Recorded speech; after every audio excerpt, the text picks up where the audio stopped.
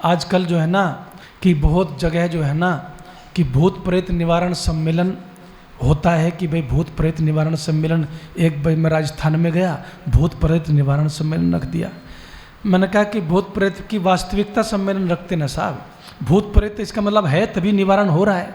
तो कहने लगे जी चलो शब्दों का हो गया लेकिन बातें तो वही कही जाएंगी। मैंने कहा बात भी ठीक है।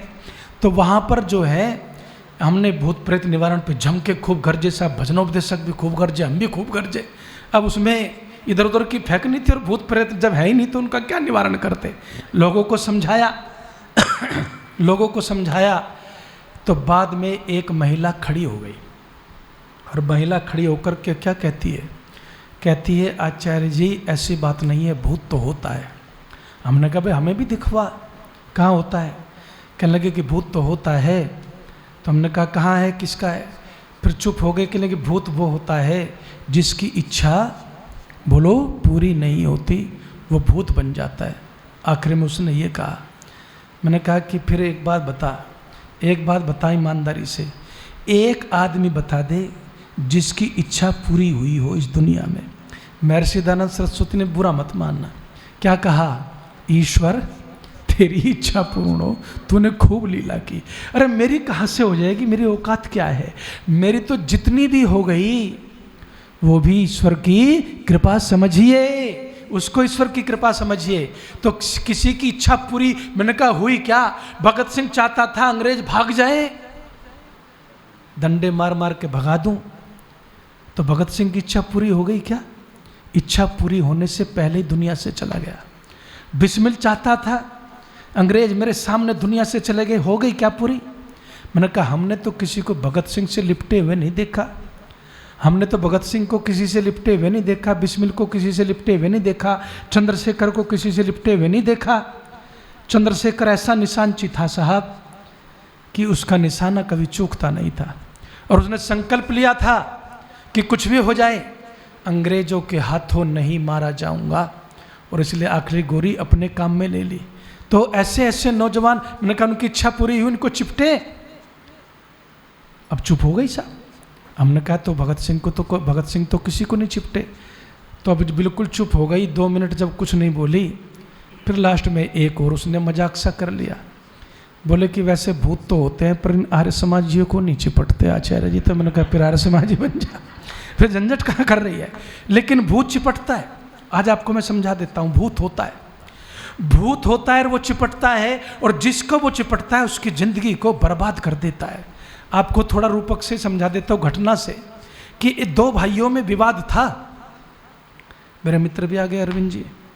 2 भाइयों में विवाद था, तो दोनों भाइयों में छोटा भाई ये चाहता था कि बड़े भाई के साथ सुलह हो जाए, और बड़े भाई को क्या चिपटा हुआ था, भूत चिपटा हुआ था। भूत किस बात का, कि जो बात पहले कभी गलती से कह दी गई उसी को लिए जो बैठा रहता है उसको भूत बोलो चिपटा रहता है। यदि बात किसी ने कुछ कह दी आपको, आप उसी बात को पकड़े बैठे हैं तो आपको भूत चिपटा हुआ कि नहीं। आपने उसको जाने नहीं दिया, उस वक्त को बीतने नहीं दिया, उस वक्त को अपने से चिपटा के रखा है। और जो भूत को अपने से चिपटा के रखे, बीते वक्त को भी अपने से चिपटा के रखे, उसी को कहते हैं भूत का चिपटना। तो उसको भूत का चिपटना कहते हैं। तो बोला जी आचार्य जी किसी तरह यार भाई से समझौता करवाओ। हमारे देहात में कहावत है ना, चलना तो सड़क का चाहे फेर क्यों ना हो, हैं, और बैठना तो भाइयों का चाहे वैर क्यों ना हो साहब। तो कहते हैं समझौता करवाओ जी, मज़ा नहीं आ रहा। मैंने कहा समझौता हो जाएगा पर तुझे तो भूत नहीं चिपट रहा। बोला नहीं मुझे नहीं चिपट रहा, बस भाई साहब का उतार दो किसी तरह। तो मैंने कहा एक काम करना। बोले क्या, कि मैं लेकर के जब जाऊंगा तो फिर चुपचाप बैठे रहना, कुछ बोलना मत, गाली दे गुस्सा करे, एक हाथ लगाए तो सब सहन कर लें। बोला सब ठीक है, ये शर्त मंजूर है तो ले चलूँगा, नहीं तो अपने घर बैठ।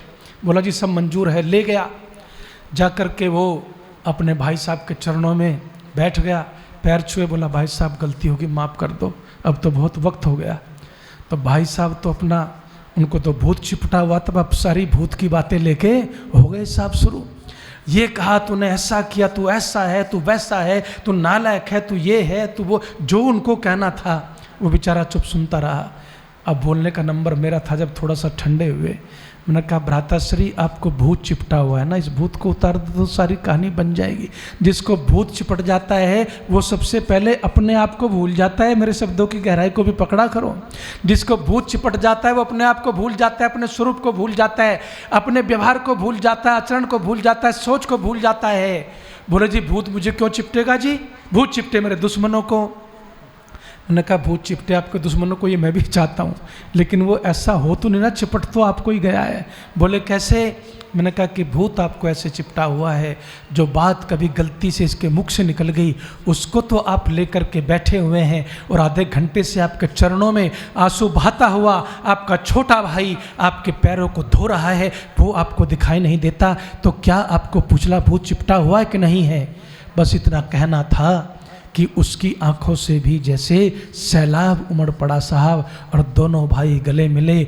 भूत गया, वर्तमान में आ गए तो दोनों सुखी हो गए साहब। ये करिश्मा होता है। 100 से अधिक देशों में देखा जाने वाला, सर्वाधिक लोकप्रिय और सबसे अधिक फॉलोअर्स के साथ पूरी दुनिया में आर्य समाज के विचारों का प्रचार करने वाला एकमात्र चैनल वैदिक प्रचार।